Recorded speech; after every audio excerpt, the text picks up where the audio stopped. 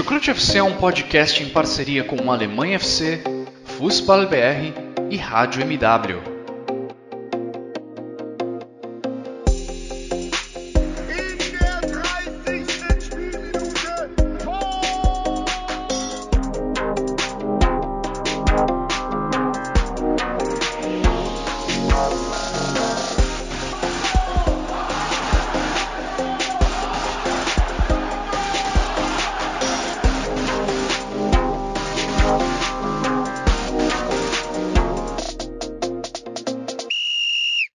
Sejam muito bem-vindos, fãs da Bundesliga. O meu nome é Guilherme Ferreira e eu recebo vocês para mais uma edição do Chucrute FC, dessa vez para falar sobre a 15ª rodada do Campeonato Alemão.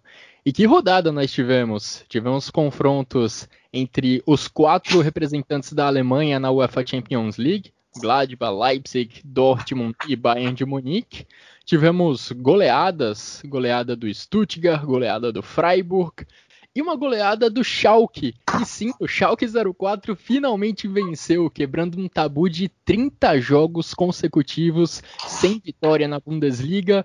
Felizes os torcedores do Schalke, felizes também os torcedores do Tasmania Berlim, que segue como detentor deste recorde de 31 jogos sem vencer no campeonato alemão. O time da capital da Alemanha vai continuar tendo como sua grande marca essa sequência sem vitórias na elite do futebol alemão. E para me ajudar a passar a limpo o que de melhor aconteceu nessa rodada da Bundesliga, eu tenho ao meu lado virtualmente o integrante mais experiente, o que está há mais tempo aqui no Chucrute FC. Tudo bem com você, Vitor Havet? Seja muito bem-vindo. Moin, moin, alô, servos. O negócio é que às vezes a experiência pode atrapalhar, né? A gente acaba adquirindo mais vício também, né? Começa a achar que sabe de tudo. E aí, não estou falando exatamente que é o meu caso, não, né? Estou falando que nem sempre experiência é uma virtude, né? Às vezes a gente ter aí as figuras novas só adiciona. O que, nesse caso, com certeza, dá para dizer que é o que acontece, né?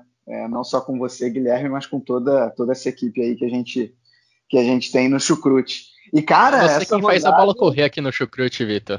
Eu faço a bola correr? Pô, que isso, cara? Que isso, cara? Eu sou... De longe que eu não sou essa pessoa. Mas, enfim, difícil dizer qual foi o fato, eu diria, mais inusitado da rodada, né? Porque a gente teve uma vitória de um Dortmund, uma vitória bastante segura de um Dortmund que vinha capengando sobre um dos times que, por outro lado, era um dos mais seguros da Bundesliga. Né? A gente teve um Bayern de Munique perdendo depois de abrir 2-0. Né? A gente teve um Schalke, esse nem se fala, né? Ganhando depois de 30 jogos sem vencer. Né? Algo incrível. A gente teve um Union Berlin cedendo empate com um jogador a mais. Enfim, acho que não foram poucos os fatos inusitados da rodada, né? O Freiburg chegando à quinta vitória seguida, né? Então, assim, acho que, né? E para fechar, a gente ainda vai falar também mais um Frankfurt que pela primeira vez ganhou no clássico do Rio Meno contra o Mainz, pela primeira vez na história ganhou fora de casa, né? Então, assim, muitos fatos inusitados na rodada aí para a gente comentar, sem contar a quantidade imensa de gols que a gente viu. Exatamente, muitos gols nessa rodada. Sobre eles nós vamos falar ao longo dessa próxima hora. Agradeço a você que nos acompanha aqui no Chucrute FC. Se você está escutando a gente aí pela primeira vez ou está começando a conhecer agora o nosso podcast, a gente está disponível em todas as plataformas de agregadores de áudio, né? Google Podcasts, Spotify, Deezer. Também disponibilizamos nossos episódios no YouTube. Fique à vontade para escolher a melhor alternativa para você. Agradeço também aos nossos parceiros do Alemanha FC, do Fußball BR. E vamos dar sequência, então. Vamos começar, na verdade, o nosso debate pelo jogo que abriu a rodada, talvez numa das grandes surpresas dessa rodada da Bundesliga. Rodada, como o Vitor falou, de várias surpresas. Talvez a maior delas tenha acontecido lá no Borussia Park. O Bayern de Munique, depois de 3 jogos virando o placar, agora foi ele quem sofreu a virada. Bayern de Munique tinha virado o jogo contra o Mainz depois de estar perdendo por 2-0. Agora a situação se inverteu. O Bayern abriu 2-0, parecia ter a situação sob controle, mas acabou sofrendo a virada com gols de Jonas Hoffmann, que teve uma atuação bem destacada, e a equipe do Marco Rose saiu com a vitória de lá do Borussia Park. E, Vitor, me chamou muita atenção como o Gladbach se defendeu bem. Até os 10 minutos do segundo tempo, o Bayern de Munique só tinha 4 finalizações na partida. E considerando que você está enfrentando o Bayern, você passar esse tempo todo sem ser tão ameaçado, sem ver o seu goleiro trabalhar muito, é um grande feito. Com certeza, acho que a estratégia do Gladbach foi bem correta, né? Usando lá um 4-3-3 em que o Stindl, o Embolo e o Hoffmann iam nos zagueiros em cima do Bayern de Munique. O Bayern de Munique realmente não conseguiu criar muito, né? Quando passava ali da primeira linha, a defesa também já estava bem postada e realmente o Borussia Mönchengladbach se defendeu muito bem. Foi sensacional a partida que o Gladbach fez, né? Eu acho que mesmo nos primeiros 30 minutos, em que muita gente viu ali um domínio do Bayern de Munique, eu não vi esse domínio todo, não.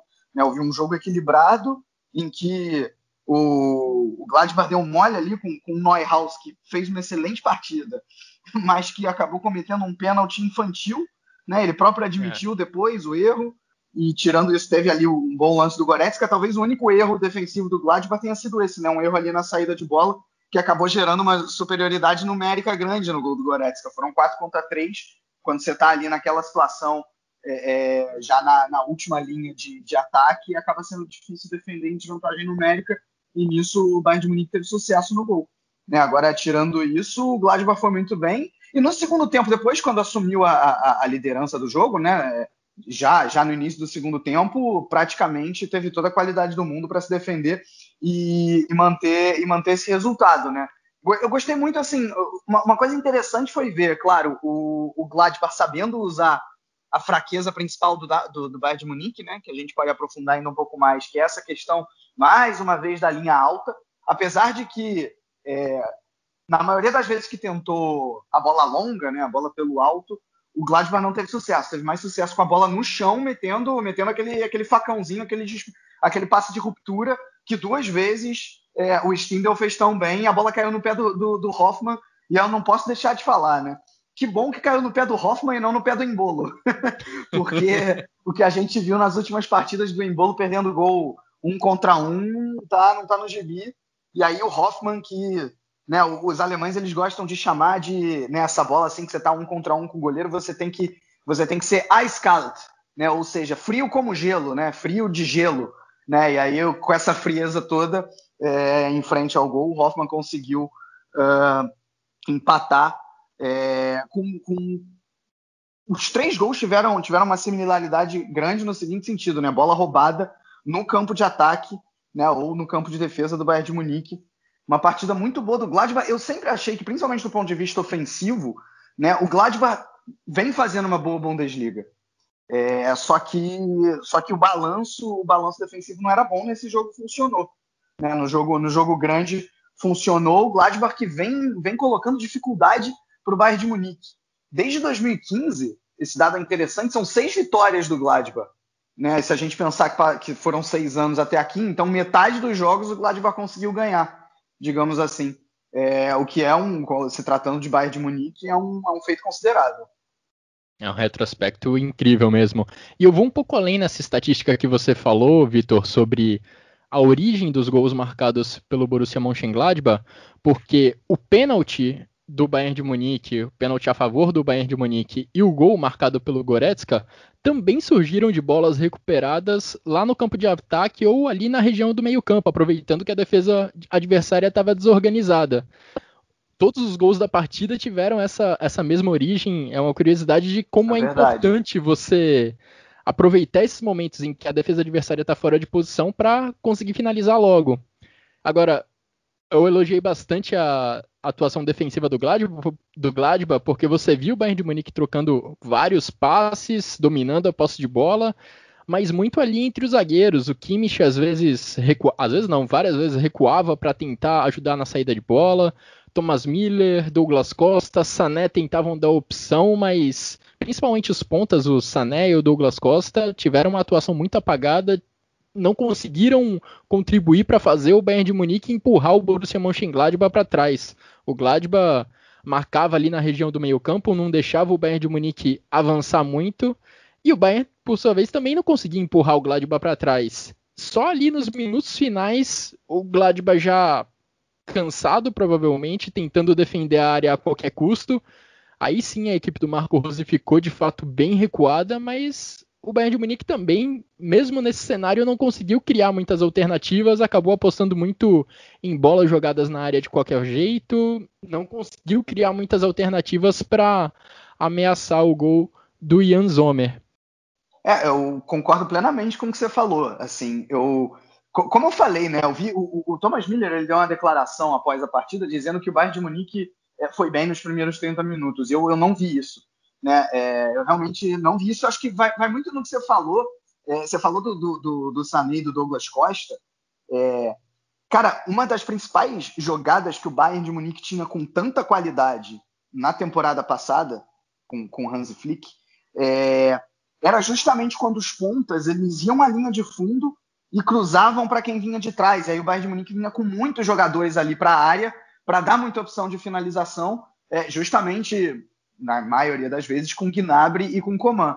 Né? E o Douglas Costa e o Sané não conseguiram reproduzir isso nessa partida de uma maneira avassaladora. Assim, até o Leimer, que vinha sendo muito criticado na lateral direita do Gladbach, foi muito bem nesse duelo ali com o Douglas Costa, auxiliado muito pelo Zaccaria, que recuava também por esse lado direito, né? E aí, basicamente, eles ganharam esse duelo com o Douglas Costa. O Sané até foi um pouquinho melhor, conseguiu uns dribles ali de vez em quando, mas nada realmente a ponto de desequilibrar, né? E uma outra questão também é que a gente tem que falar, e é raro a gente falar isso, extremamente raro, mas o Lewandowski fez uma partida muito abaixo, né? Ele basicamente, né, o pessoal que gosta de fazer meme, ele gosta de brincar, ele ficou no bolso ali do Ginter e do Obed, né? Realmente não conseguiu fazer nada, o que mais uma vez qualifica o que a gente falou da partida defensiva do Gladbach, né? Agora, assim, outras questões que eu notei nessa fase aí recente do Bayern de Munique, né? Assim, essa marcação alta, né, que eu também já citei, que a gente sempre cita aqui no Chucrute, ela requer uma intensidade muito grande, principalmente na marcação-pressão lá na frente. E há tempos que essa marcação-pressão lá na frente ela não funciona da mesma maneira como na temporada anterior. Muito talvez por conta do físico. Né? Por exemplo, o Neuhaus, muitas vezes ele baixava ali para auxiliar na saída de bola e ele tinha todo o tempo do mundo para girar e seguir a jogada do Gladbach. Então, eu acho assim que talvez seja a hora do Flick questionar se em alguns momentos, em alguns contextos, em determinados jogos, não é hora de abrir mão dessa marcação alta. Né? Porque assim, definitivamente não está dando certo no defensivo e a produção ofensiva do Bayern de Munique vem caindo também. Ok, né? Talvez se não fosse a marcação alta não teria recuperado a bola lá na frente nos 2 gols que fez, né? Como você muito bem citou. Né? Mas o preço defensivo disso está sendo muito alto. Então, definitivamente é algo a se questionar. Né? E dessa vez, outra coisa que piorou no Bayern de Munique erros individuais. Né? O Zulli cometeu um erro individual assim, absurdo no terceiro gol.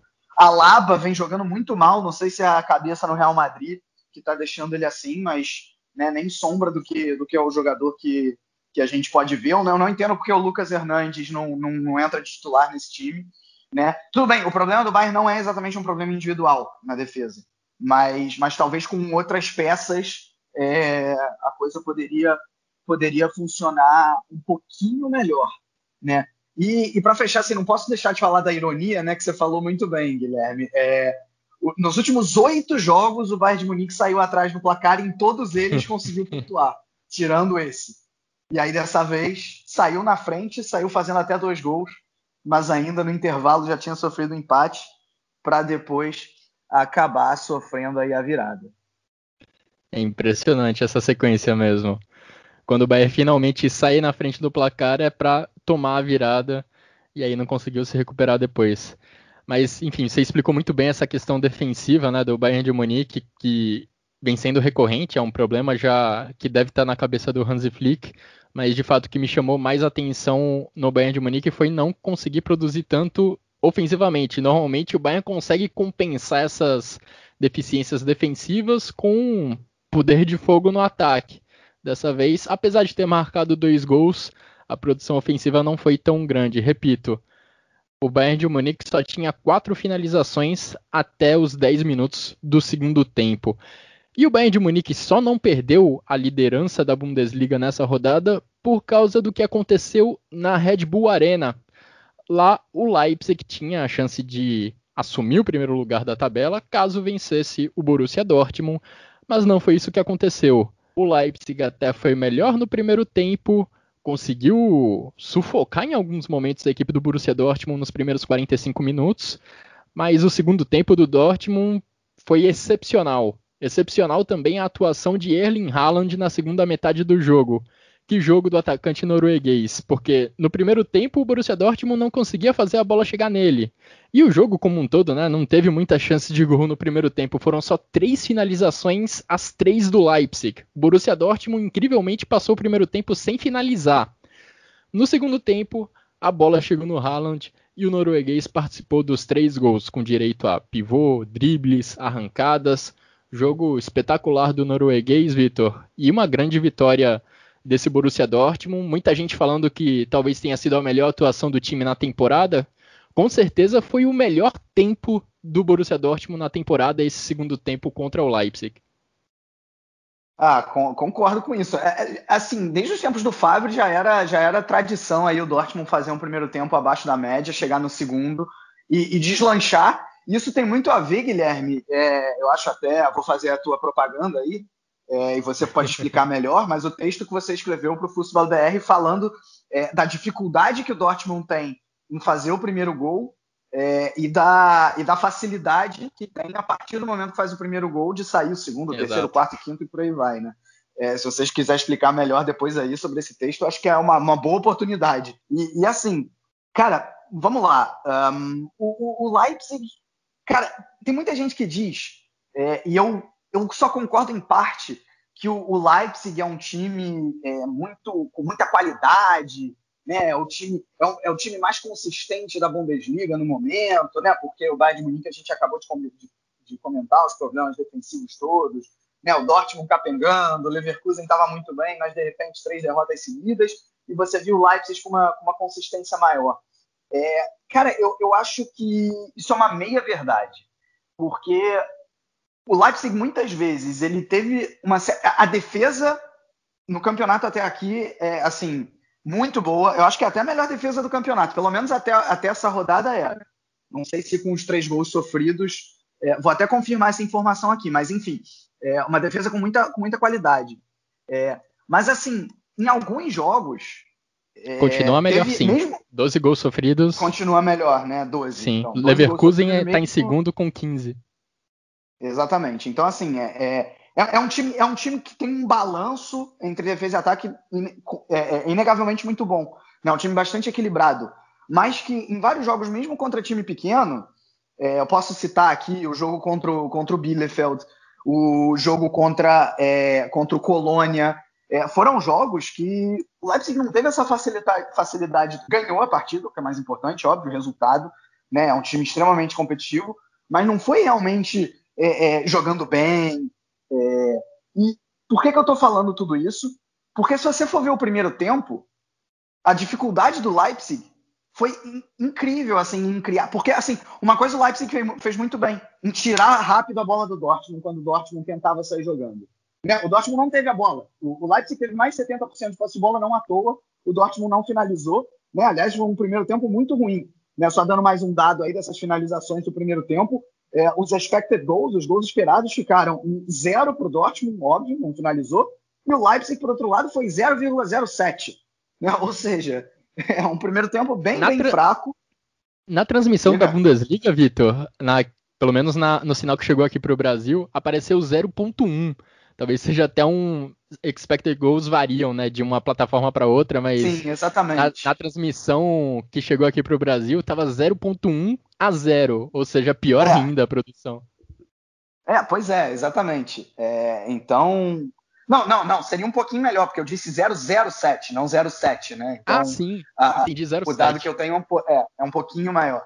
Mas seja como for, enfim, demonstra o primeiro tempo, né, fraco, assim, das duas equipes do ponto de vista ofensivo, né? Uma coisa que o Leipzig fez bem foi saber roubar a bola rápido, mas não sabia mais como chegar, né? Assim, no final do jogo, o Angelino até deu uma assistência, mas tirando isso, ele não apareceu muito, né? O Leipzig com dificuldade realmente de furar a defesa bem postada do Dortmund, quem diria, Hummels e Akanji, né? Com jogos incríveis, assim, jogos que eu digo os dois, né? Não os últimos jogos. O Akanji, vale dizer, é um jogador que depois que teve uma lesão, ele não voltou com a mesma qualidade, mas nos últimos jogos vem jogando muito bem, vem sendo um ponto seguro aí do Borussia Dortmund junto com o Hummels nessa defesa. Até o Munier vem relativamente seguro de produção. E nesse jogo, né, não cometeu nenhum erro grave, enfim.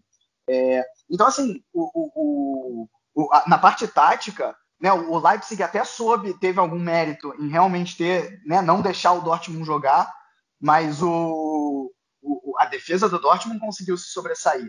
E aí, no segundo tempo, o Dortmund decidiu imprimir a intensidade de sempre, né? E só mais um detalhe sobre o Leipzig, que para mim também coloca essa questão da consistência em xeque, que é o seguinte: os Touros Vermelhos eles têm problemas para jogar jogos grandes.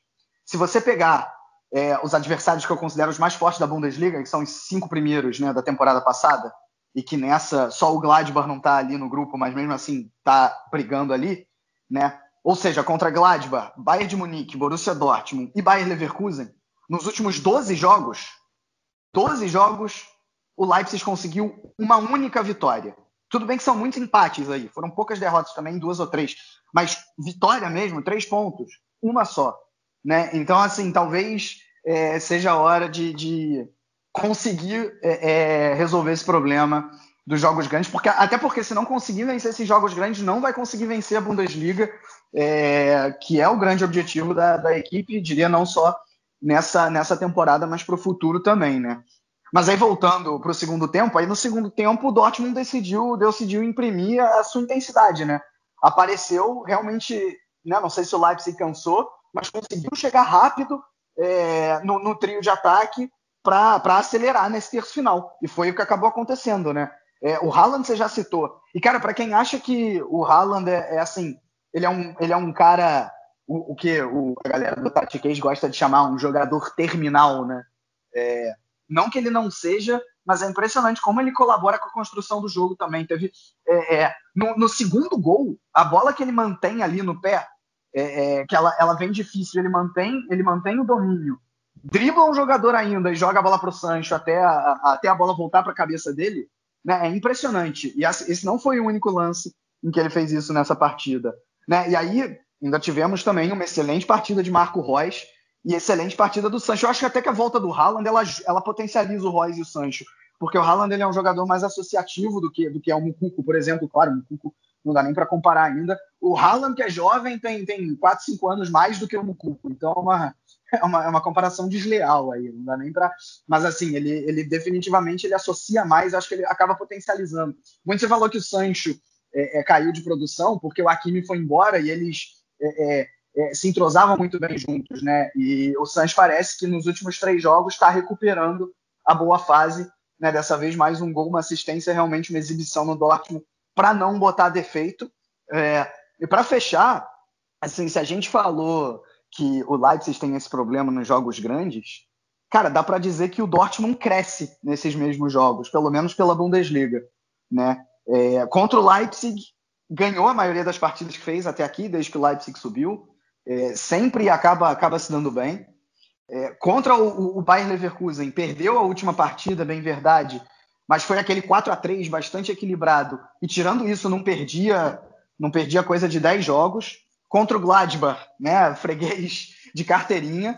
Ou seja, se o Dortmund deixa pontos muitas vezes contra equipes não tão fortes, pelo menos nos jogos grandes, acaba crescendo. E mesmo contra o Bayern de Munique, ok, na Allianz Arena não tem o que falar, é um time que, né, vira pequeno. Mas no Signal Iduna Park faz jogos duros. Né? Perdeu os 2 últimos, é verdade, mas 2 jogos extremamente equilibrados. E antes desses 2 jogos perdidos, chegou a vencer 2 ou 3 jogos. Então, assim, nesse sentido, o Dortmund acaba sendo o oposto do Leipzig.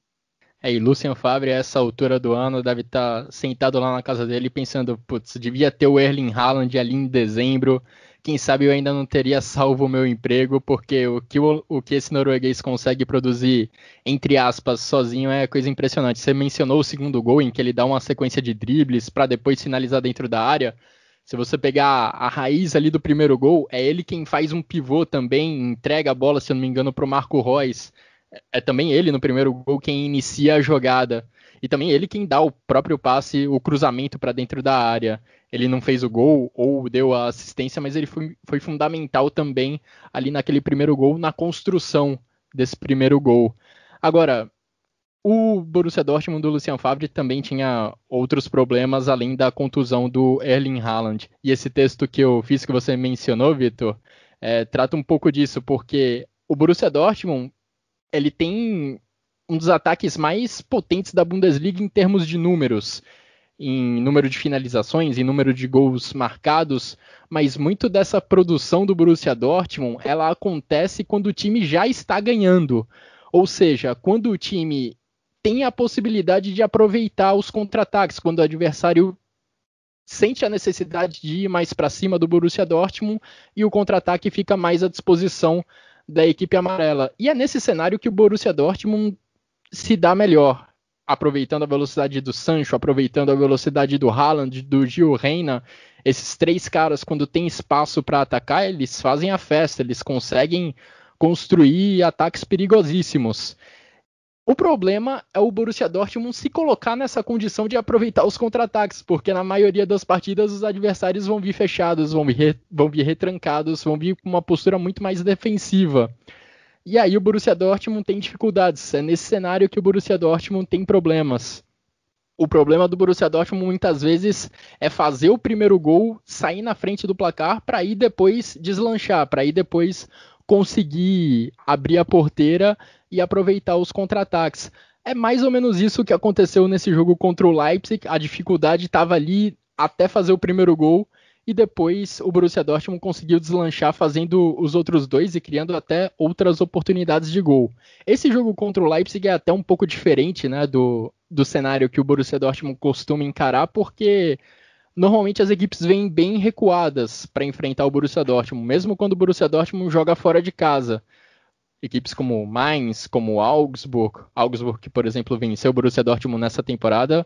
Mas no caso do Leipzig me chamou muita atenção o primeiro tempo da equipe do Julian Nagelsmann. Impressionante a intensidade do time no primeiro tempo. Parecia que tinham 13, 14 jogadores do Leipzig em campo, porque o Borussia Dortmund simplesmente não conseguiu jogar. O time não conseguia sair da defesa trocando passes.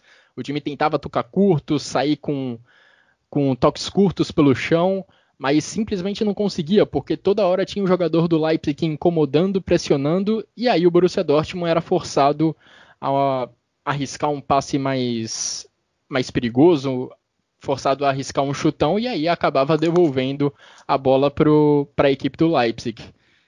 E se o Leipzig, por um lado, não deixava o Borussia Dortmund jogar, como você bem explicou, Vitor, o Leipzig também não jogava. Era um time que tinha muita posse de bola, mas não ia muito além de alguns cruzamentos na área com o Angelinho lá pela esquerda, alguns cruzamentos que não surtiram efeito nenhum. E aqui reforço também os meus elogios a Hummels e a Kanji, que foram fundamentais para o primeiro tempo terminar em 0-0. Porque várias bolas que o Leipzig tentou colocar dentro da área, vários passes que tinham como destino a grande área do Burke, não chegaram lá porque Hummels e Akanji dominaram aquele setor do campo, não deixaram o Poulsen aparecer. Impressionante como o atacante dinamarquês foi anulado pelos zagueiros do Borussia Dortmund. Só ali no finalzinho do jogo que o Sorloth conseguiu fazer o gol de consolação da equipe do Leipzig, mas tirando isso, A produção ofensiva do Leipzig foi bem pequena. E nós tivemos uma grande rodada pro Vale do Ruhr como um todo. Porque sim, o Schalke 04 finalmente venceu na Bundesliga. Perto de completar um ano da última vitória do Schalke pelo campeonato alemão, lá em janeiro de 2020 o Schalke tinha vencido o Borussia Mönchengladbach.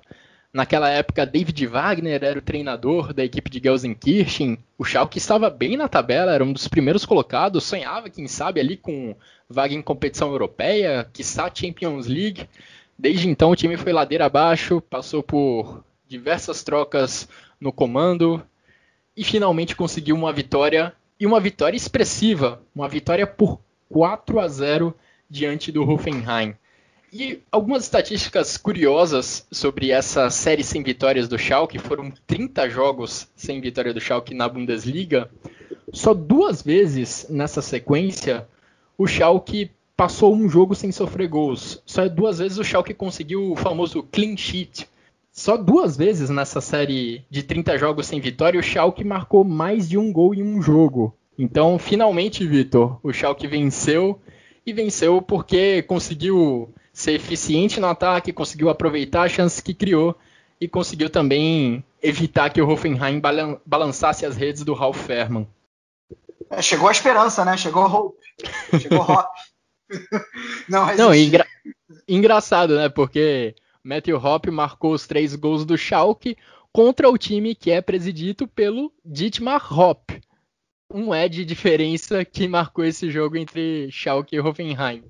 Realmente as ironias aí não estão faltando nessa rodada, nesse jogo, né? Semana passada a gente falou também que a esperança era grossa, né? A esperança era grande por causa do novo técnico, então não está faltando aí os azuis reais com muitos trocadilhos, mas acho que o torcedor azul real ele não está rindo nesse momento por causa dessas excelentes piadas que a gente acabou de fazer, Guilherme, sim, porque o time conseguiu essa façanha aí, né? Assim, e só para explicar o quanto seria vexaminoso o Schalke, né, igualar ou ultrapassar esse recorde negativo do Tasmania Berlim. O Tasmania Berlim chegou a essas 31 jogos sem vitória na temporada 65-66.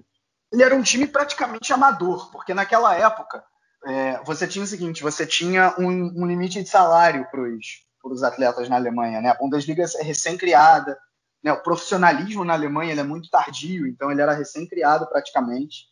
E o Hertha Berlim, na temporada anterior, ele de alguma maneira burlou esses salários.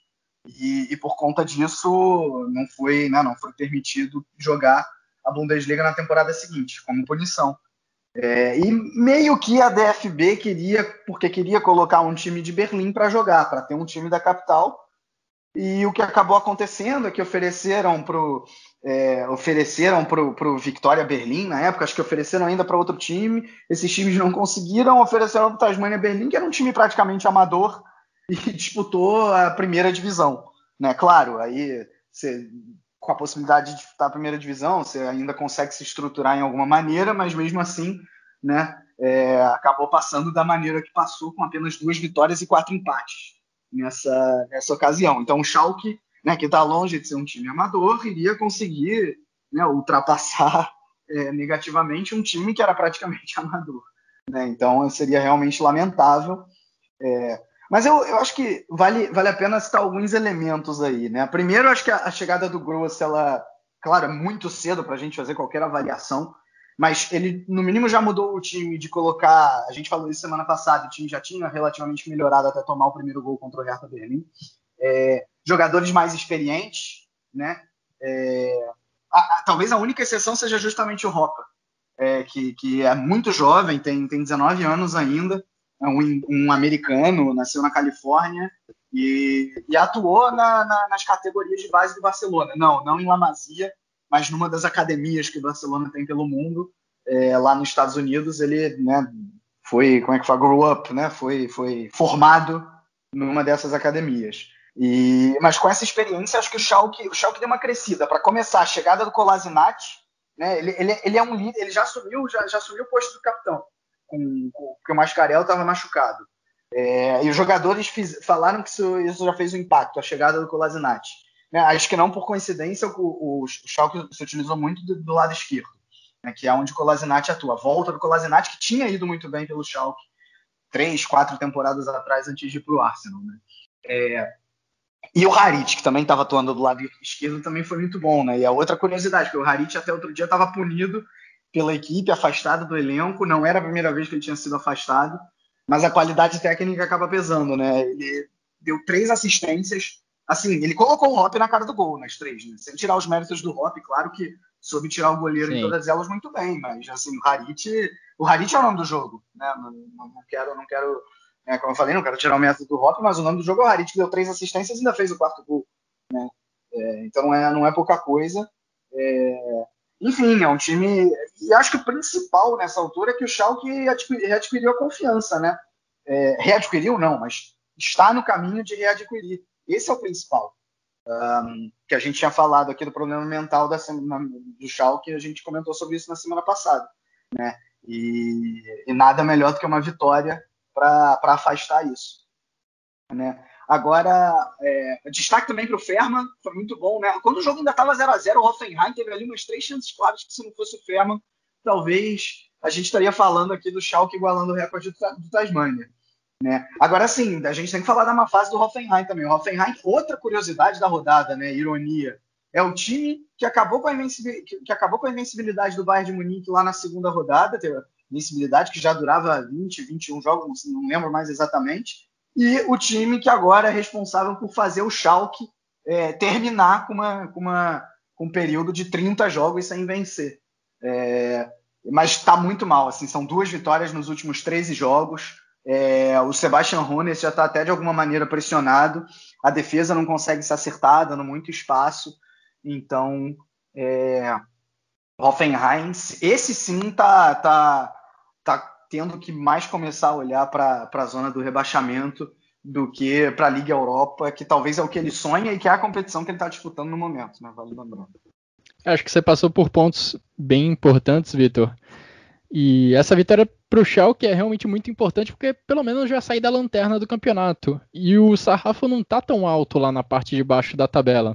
Então uma sequência, mesmo que pequena, de bons resultados, já pode fazer o Schalke respirar um pouco mais, ficar, quem sabe, daqui a pouco a uma rodada de sair da zona de rebaixamento. Christian Gross tem que colocar essas pequenas metas ao longo das próximas rodadas para recuperar a equipe aos poucos, porque Colônia, Arminia Bielefeld não estão a muitos pontos de distância, eles estão ali mais ou menos ao alcance, então a recuperação não é algo inviável. O importante é a equipe recuperar a confiança o mais rápido possível. E curioso, né? Os 3 gols do Hop foram os primeiros dele na Bundesliga e já foram suficientes para tornar ele o artilheiro do Schalke no campeonato alemão. E não vai ser muito difícil ele se tornar o maior artilheiro do Schalke nas últimas temporadas da Bundesliga, porque nas 2 últimas edições do campeonato alemão, o artilheiro do Schalke teve 7 gols. Um número muito pequeno. Então o Hop, se ele conseguir trabalhar bem, se ele conseguir com um bom aproveitamento, facilmente vai passar essa marca em breve. E é fundamental também o ressurgimento do Amine Harit, jogador marroquino. Vamos lembrar, ele foi eleito o jogador jovem da temporada 2017-2018 da Bundesliga. Então a gente sabe que tem talento ali, ele tem qualidade, ele é um jogador rápido, que tem muito recurso para driblar adversários e mostrou como tem capacidade também de colocar companheiros na cara do gol. Os 4 gols do Schalke surgiram de maneira parecida, né? E os 4 surgiram em contra-ataques, recuperando a bola lá na defesa e saindo em velocidade. E os 3 primeiros tiveram a participação fundamental do Harit carregando a bola e dando um passe preciso no meio da defesa do Hoffenheim para deixar o Hop com a missão fácil, né? Só passar pelo goleiro do Hoffenheim. E o 4º gol, também com participação do Harit no início da jogada e também com o marroquino concluindo para o gol. Grande atuação do marroquino do Schalke. As esperanças do Schalke também passam pelos pés de Amine Harit, não só de Matthew Hop. Colocando mais um dado sobre o Hoffenheim, sobre como está mal o Hoffenheim defensivamente, A equipe do Sebastian Hoeneß não está na zona de rebaixamento, mas já tem a terceira pior defesa da Bundesliga em termos de gols sofridos. E já faz lembrar da campanha da equipe na temporada lá 2013 e 2014, quando o time sofreu incríveis 70 gols ao longo do campeonato. E o mais curioso é que nessa temporada sofreu 70 gols e marcou 72. Os jogos do Hoffenheim deviam ser divertidíssimos nessa época, né? A média era de mais de 4 gols por partida. Perfeito, né? E Firmino jogava lá nessa época, né? Acho que talvez os gols que ele fez que tenham ajudado aí ele pro Liverpool. Só mais 2 detalhes importantes do Schalke, até do que se refere mais ao fora de campo. Clement Tönnies, né? Que a gente já falou aqui exaustivamente também. Um dirigente, para dizer o mínimo, controverso, vai. Para fazer um paralelo, né? Eu ia comparar o Clement Tönnies com o nosso presidente Bolsonaro e dizer que o Bolsonaro é um presidente controverso, mas não dá para comparar nada com o Bolsonaro. Perdão. Enfim. Perdão, Tönnies. Claro, perdão, Tönnies, óbvio, sem dúvida. Perdão, Tönnies, né? Com caso de racismo sobre ele, né? Com muitos problemas, né? Como é que fala? Negligência em relação aos seus trabalhadores lá na fábrica dele, né? Não dá para comparar. Mas, enfim, o Tönnies, ele ofereceu uma ajuda financeira ao Schalke que foi negada, né? Ele que era o presidente, saiu por vários problemas, inclusive esses que a gente acabou de citar, mas tá aí de volta. Tá aí de volta, não. Foi negado uma ajuda financeira dele. E eu queria falar também, tem uma thread no Twitter do administrador do Schalke 04 Brasil, vale muito a pena ver, uma thread bem longa, mas que traça aí os pontos minuciosos de toda essa crise do Schalke, não só de hoje, né, de temporadas para trás, falando dos diretores, de contratações, aprofunda melhor essa questão do Tönnies, enfim. Então, vale a pena conferir. Agora, nós também tivemos nessa rodada da Bundesliga um duelo entre o quinto e o sexto colocados. Union Berlin e Wolfsburg se enfrentaram lá na capital da Alemanha e tivemos um empate em 2-2 entre as equipes. Um empate que, olha, para o Union Berlin acho que não saiu com um gosto muito bom não, saiu com um gosto amargo, porque ali no início do segundo tempo eu imaginei que o jogo ia ficar totalmente a favor da equipe do Urs Fischer. O Union Berlin estava vencendo por 2-1 e o Wolfsburg tinha acabado de ter o Arnold, um dos seus principais jogadores, expulso. Inclusive, o lance do segundo gol do Union Berlin, o gol da virada, saiu da falta que provocou a expulsão do Arnold. Aí eu esperava, bom, agora o Union Berlin vai controlar o jogo, vai ter mais a posse, não vai deixar o Wolfsburg atacar tanto. Estava enganado. O Wolfsburg conseguiu o gol de empate através de um pênalti convertido pelo Wout Weghorst. E o Union Berlin no final da partida também não conseguiu incomodar, não conseguiu produzir muita coisa. Vitor, acho que apesar desse ponto ser conquistado contra o Wolfsburg, apesar do Wolfsburg ser uma equipe mais forte, ter até mais ambições, se a gente pensar no início da temporada, o empate acho que acaba não saindo com um gosto muito bom para a equipe do Union Berlin.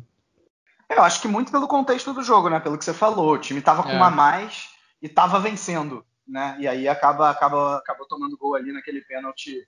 Um pênalti ali fortuito, né? Que a bola bate na mão do Andres, do Friedrich. Agora também não tô lembrando. Mas, cara, assim, falando do jogo, foi um jogo legal, né? Dá para dizer que foi o jogo aí das surpresas da Bundesliga, né?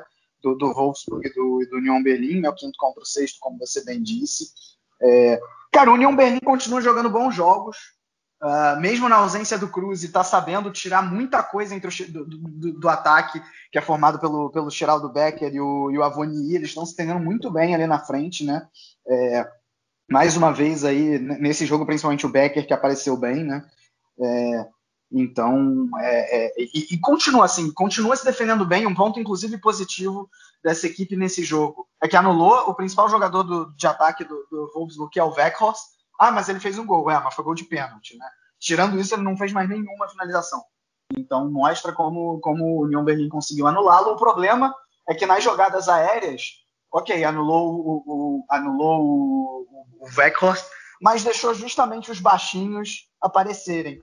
O Gerhardt, que teve 2 chances claras de cabeça, E justamente o Renato Steffen, 1,70 m, cabeceou, fez o gol. E é curioso, porque um dado interessante do Steffen é que ele tem, né, não nessa Bundesliga, em todas as Bundesligas até aqui, né, na história da Bundesliga, ele tem 12 gols, sendo 5 de cabeça, mesmo sendo um jogador baixo. E você falou, Vitor, sobre como o Union Berlin está conseguindo resultados mesmo com essa ausência do Max Kruse, que é o principal jogador ofensivo da equipe. Mas eu acho que nessa partida contra o Wolfsburg, ele acabou fazendo muita falta para esse segundo tempo, quando a equipe do Union Berlin tinha a vantagem no placar e também tinha a vantagem numérica depois da expulsão do Arnold.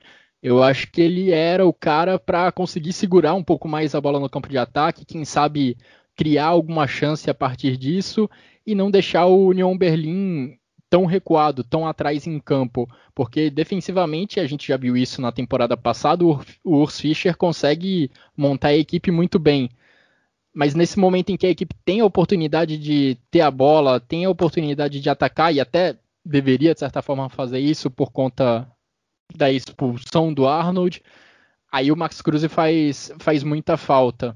E é um ponto em que o Urs Fischer precisa trabalhar para tentar evoluir a equipe, porque é ótimo para o Union Berlin, é claro, ter uma equipe segura defensivamente, que consegue jogar bem com contra-ataques, que tem uma bola parada fortíssima, mas sem o Max Kruse, eu acho que o teto da equipe do Union Berlin ele fica muito claro ali. O teto é aquele que a gente viu na temporada passada. Para conseguir algo a mais, a equipe precisa do Max Kruse, a equipe precisa de alternativas ofensivas, né, que não sejam bola parada e contra-ataques, porque nesses quesitos, de fato, a equipe é muito forte e acabou até construindo boas chances de gol, conseguiu construir os seus gols dessa forma, recuperando a bola, atacando em velocidade com o Aoni e com o Becker. Inclusive, o primeiro gol, se eu não me engano, o primeiro gol foi exatamente dessa forma, roubando a bola a partir de um passe ruim do Pongracic, e aí com poucos toques na bola, poucos segundos depois, o Union Berlin marcou o seu gol. Já falamos de algumas surpresas que aconteceram nessa rodada. Uma delas a gente deixa para agora, porque o Freiburg emendou a sua 5ª vitória consecutiva nessa edição do campeonato alemão e fazendo 5 gols contra o Colônia. 5-0 para a equipe do Christian Streich, que emenda uma sequência impressionante dentro do campeonato. A gente já até vinha falando com certa preocupação da equipe do Freiburg ali nas primeiras rodadas, porque a equipe estava mais próxima da zona de rebaixamento do que ali de uma briga por vaga em competições europeias.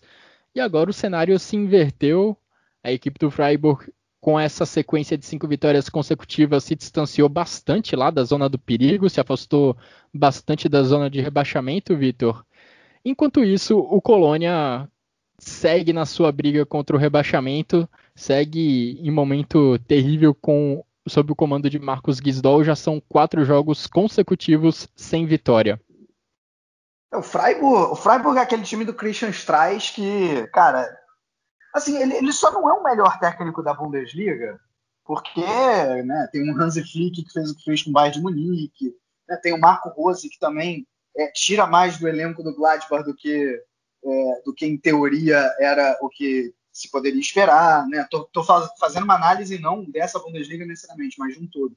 Agora o Streich, com vários times fracos ao longo de várias e várias temporadas, né, vem tirando leite de pedra. E, cara, tirando no ano que ele caiu mesmo, e voltou no ano seguinte, cara, o Freiburg não costuma correr grandes riscos de rebaixamento, né? Às vezes, uma temporada ou outra, fica um tempo ali, 2, 3 posições na frente, chega ali nas rodadas finais, aí garante matematicamente a permanência, faltando, né, 3 rodadas, 2 rodadas, às vezes, mas assim, sempre você olha e você fala, tá, tem time pior nessa temporada para cair, tem time jogando pior, não necessariamente pior no papel, né? E vem acontecendo isso mais uma vez. Uma coisa que eu tô achando interessante nesse Freiburg é que não é um time que depende de um jogador, assim como até já foi em outros tempos, né? Que era o caso muito do Petersen e às vezes do Niederlechner, que hoje está no Augsburg. Dessa vez não, tanto é que foram 5 jogadores diferentes que fizeram os gols. Se você perguntar quem é o melhor jogador do Freiburg, acho que vai ser unanimidade, tá? É o Grifo. Ok, né? Mas não é que o time é necessariamente dependente dele. Nessa partida, o grande destaque foi o Demirovic, que fez um gol e deu 2 assistências, né? Uma boa contratação aí dessa equipe do Freiburg, né?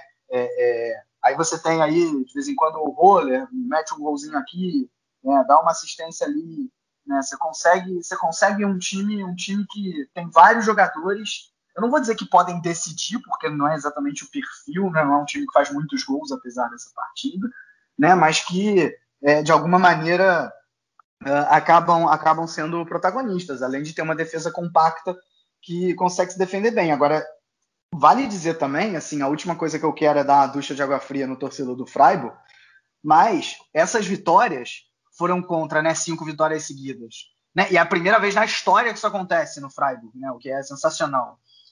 Mas os adversários, Arminia Bielefeld, Schalke, Hertha Berlim, Hoffenheim e Colônia.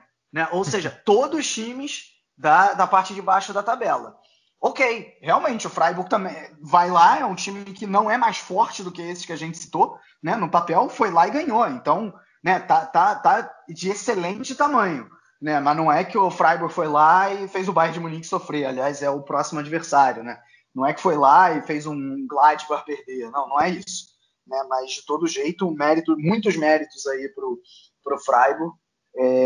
E cara, o Colônia, como você bem disse, chegou à 4ª derrota seguida, né? Chegou a ensaiar ali uma reação com o Guizdou, mas já vai caindo, assim, já vai. E o grande problema é que, assim, se você for olhar os últimos jogos, mesmo nos jogos em que perdeu, a defesa era contra o Augsburg semana passada, perdeu de 1-0, mas você viu alguns méritos ali, uma defesa relativamente bem compacta, com alguns elementos positivos, tomou um gol ali, mas poderia ter saído com empate ou mesmo com a vitória. Nesse jogo não, né? Nesse jogo você pega todas as chances do Freiburg foram absurdamente claras. Né? Os 5 gols, assim, as chances foram muito, muito claras, ou seja, o Colônia permitindo algo que não vinha costumando permitir. E para piorar, né, a gente está gravando, no momento tem 51 do segundo tempo e o Arminia Bielefeld está ganhando do Hertha Berlim. Daqui a pouco nos outros jogos a gente vai poder falar, né? Quando o Guilherme for falar dos outros jogos, a gente vai falar sobre esse jogo em específico, mas isso é muito ruim para o Colônia, né? Porque o Colônia, nesse momento, acabou o jogo, viu? Acabou aí o Bielefeld contra o Hertha, né? Ao vivo aqui, ao vivaço no Chucrute FC. Só faltou você narrar o jogo, só faltou você narrar até o final. Só faltou narrar o final, realmente.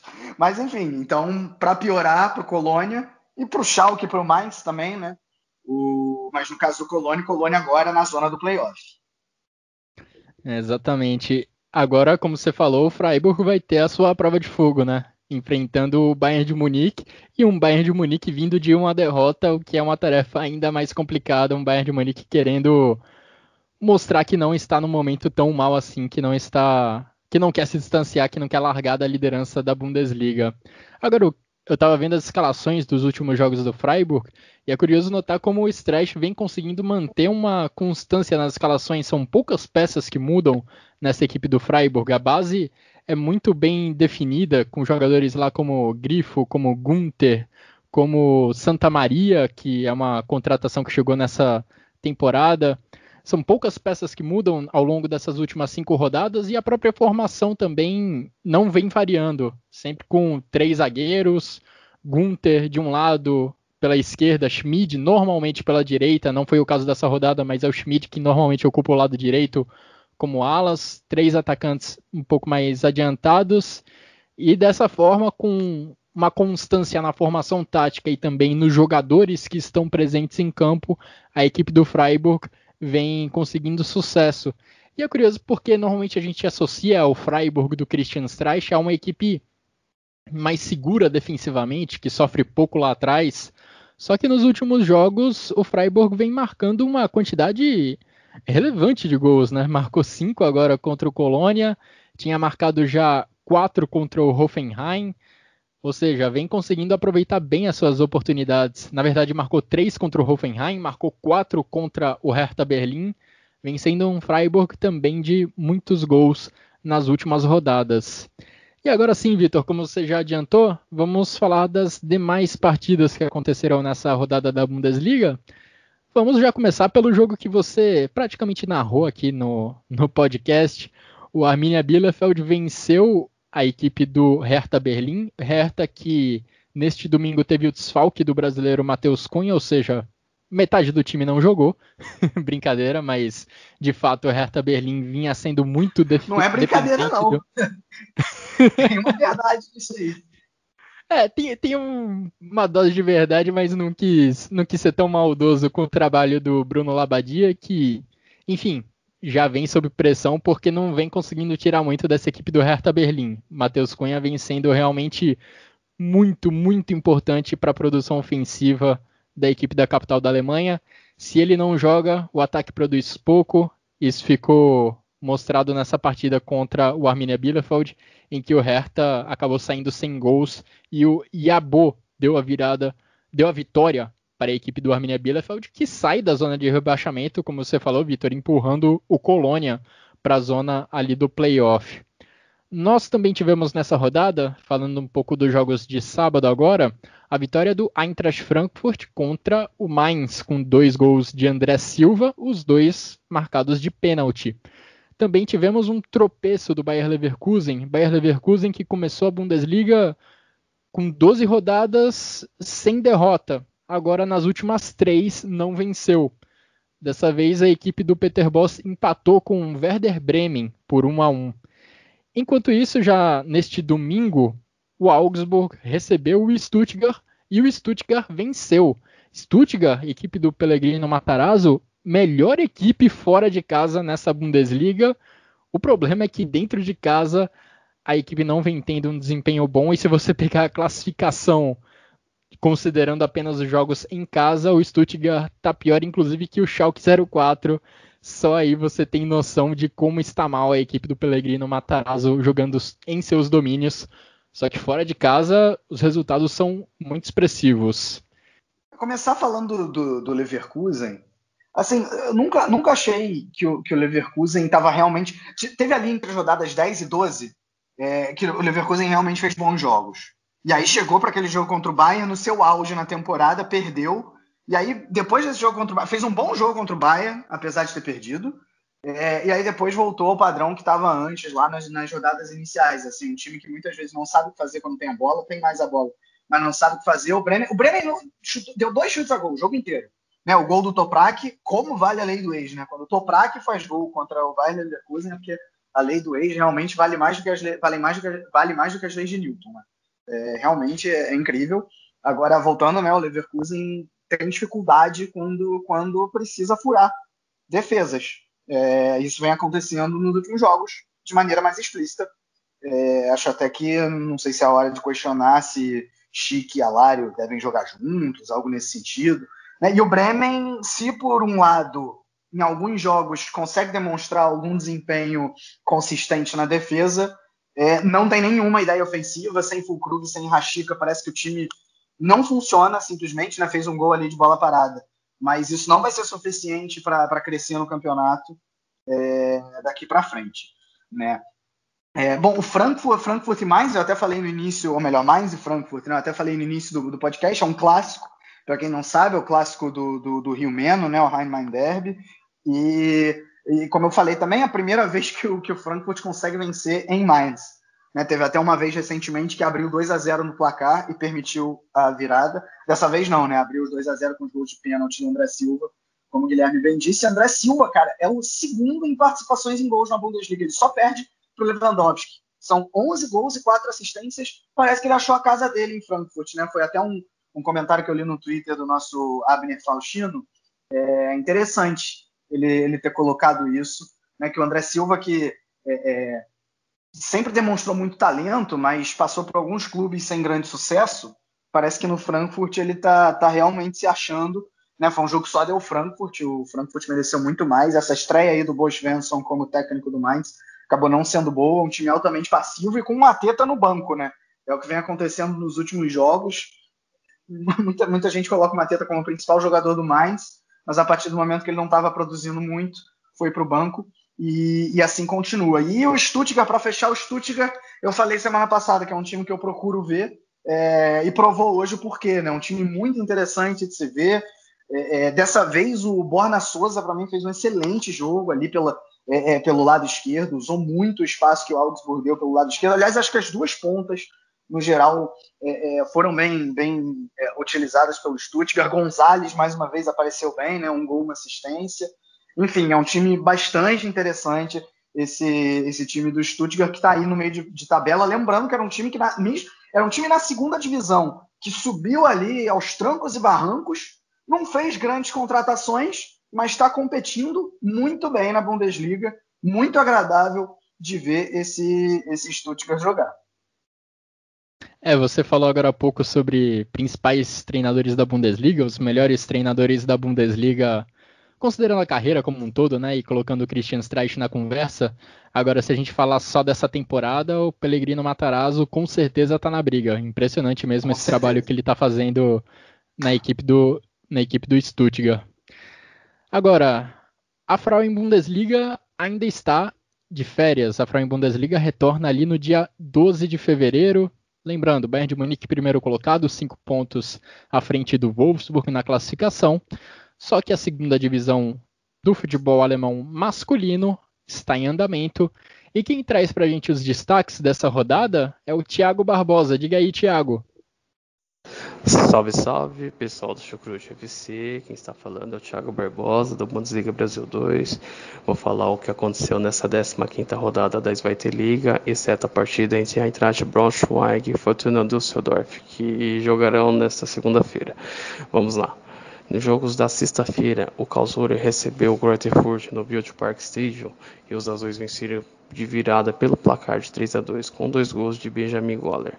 Já no outro jogo de sexta-feira, o Sandhausen recebeu o Heidenheim e com um jogador a mais venceu por goleada pelo placar de 4-0, quebrando a sequência negativa de 5 derrotas seguidas. Já nos jogos do sábado, o Nuremberg recebeu o atual líder Hamburgo e ficou no 1-1. Simon Terodde marcou mais uma vez no campeonato, indo a 16 gols na competição.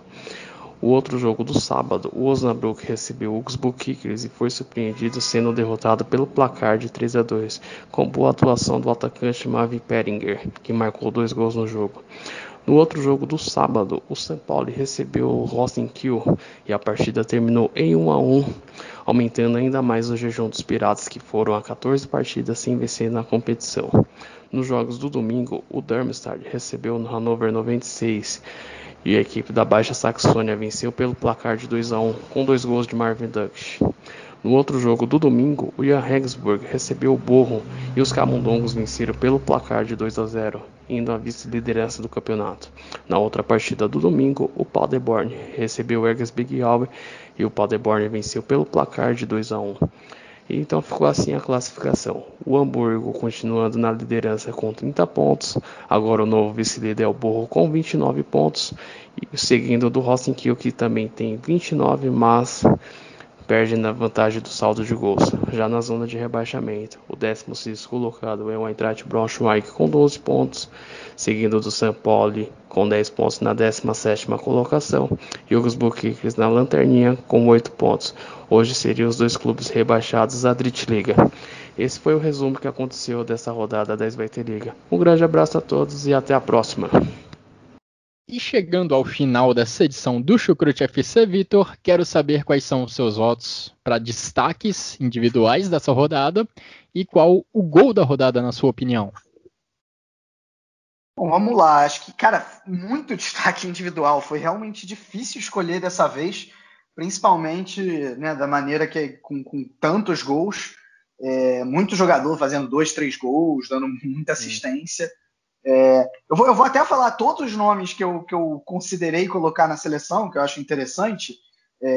Vamos lá. Stindl, Demirovic, Roupa, Reus, Sancho, André Silva, Gonzalez. Todos esses foram nomes que eu considerei. Mas eu acabei ficando com o Jonas Hoffmann, com a Mini Harit e com o nosso Haaland. E meu gol da rodada, claro, gol do Haaland, né, a troca de passes até chegar ali na cabeça do Haaland, o cruzamento do Sancho. Sensacional.